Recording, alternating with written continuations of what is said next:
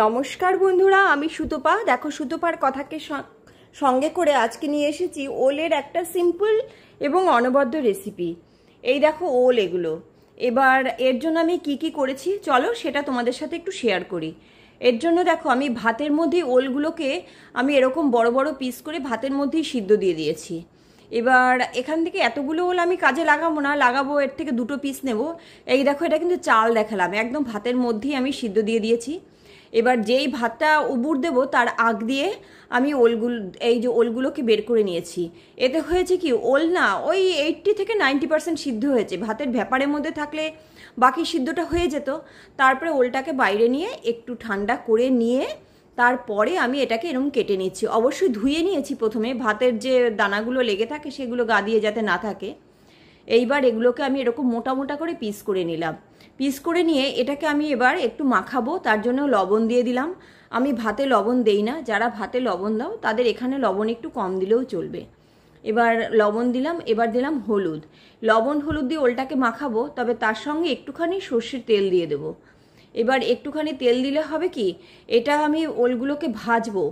আর ভাজতে গিয়ে দেখবে সিদ্ধ ওল তো কড়াইয়ের গায়ে কিন্তু একটু লেগে যেতে পারে, ননস্টিকে দিলে লাগে না। এবার আমি যেহেতু ননস্টিকে দেবো না, একটুখানি কিন্তু লাগলেও লাগতে পারে, সেই কারণে আমি একটুখানি তেল দিয়ে মাখাবো। তেল দিয়ে মাখালে না কড়াইয়ের গায়ে একটুও লাগবে না। এই দেখো, আমি অ্যালুমিনিয়ামের নর্মাল কড়াই নিয়ে এসেছি, দিয়ে দিলাম সর্ষের তেল। ওল কিন্তু সর্ষের তেলেই ভাজবো।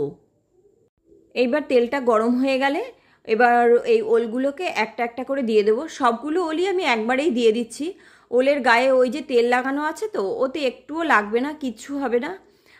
আর এটা ভাজার সময় না একটু গ্যাস কমিয়ে ঢাকা দিয়ে ভাজতে হবে। দু একবার একটু ঢাকা দিয়ে একটু উল্টে পাল্টে ভাজতে হবে। কারণটা হচ্ছে ওলটা ওই যে 80 থেকে 90% মতন হওয়া রয়েছে, পুরোটা হয়নি।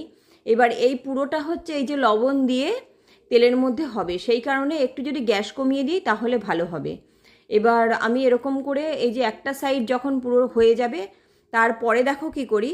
এবার তারপরে গিয়ে আমি একটা সাইড হওয়ার পরে দিয়ে দিলাম কতগুলো গোটা গোটা কাঁচা লঙ্কা। কারণ হচ্ছে কাঁচা লঙ্কাটা না আমার বেশ এই যে ভাজা হয়ে যাবে তো ওলের সাথে ভেঙে খেতে এত ভালো লাগে, ভাত মাখাতে ও দারুণ লাগে। এটা আর বলবো না আমি, এটা যারা খাও তারা জানবে। মানে এর তো টেস্ট অন্যরকম লাগে, মাছ মাংস সব কিছু ফেল এর কাছে। আর এই যে আমার ওলগুলো ভাজতে ভাজতে তোমরা প্লিজ চ্যানেলটাকে সাবস্ক্রাইব করে ভিডিওটাকে একটা লাইক দিয়ে দিও। আর হ্যাঁ, আমি কিন্তু সবার কাছে যেতে পারছি না, কিছু একটা সমস্যা হচ্ছে, কি হচ্ছে আমি বুঝতে পারছি না। আমি যখনই কোনো কমেন্টস করি 30 সেকেন্ড বাদে এসে দেখছি আমার কমেন্টস উড়ে গেছে। আমি আধা ঘন্টাও সময় পাই না কমেন্টস করার। এবার আধা ঘন্টার মধ্যে কার কাছে করি কার কাছে করি না আমি জানি না। আমি পরপর করে যাই, করার পরে পরবর্তীতে যখন আমি প্রত্যেকের ভিডিওতে আবার গিয়ে দেখি তখন গিয়ে দেখি কমেন্টসগুলো উড়ে গেছে। এইবার সেই জন্য বুঝতে পারছি না। এই দেখো, ওলগুলো কিন্তু আমি এই অবস্থায় নামিয়ে নিয়েছি। আর সেই জন্য বলছি তোমরা কিন্তু আমার সঙ্গে থেকো অবশ্যই। আমি যখন সুযোগ পাবো আমি সবার পাশে থাকবো। আর এই দেখো, আমি ওলগুলোকে কি অবস্থায় নামিয়ে নিয়েছি আজ এই অবধি। আর কি, সবাই ভালো থাকবে। আবার দেখা হবে, কথা হবে পরবর্তী রেসিপিতে। Tata, bye bye.